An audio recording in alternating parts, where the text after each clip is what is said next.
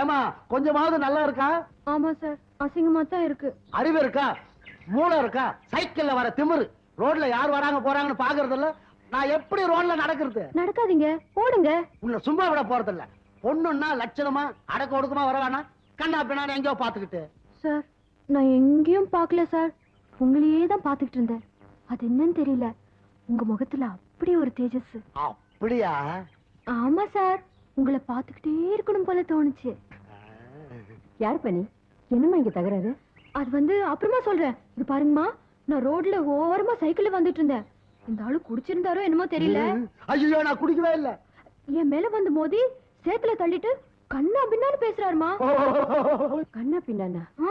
ஒரு சின்ன பொண்ணு கிட்ட வாய்க்கு வந்தபடி பேசுறாரு. ஏன்பா, நீங்களா அக்கா தங்கச்சியோட பிறக்கல?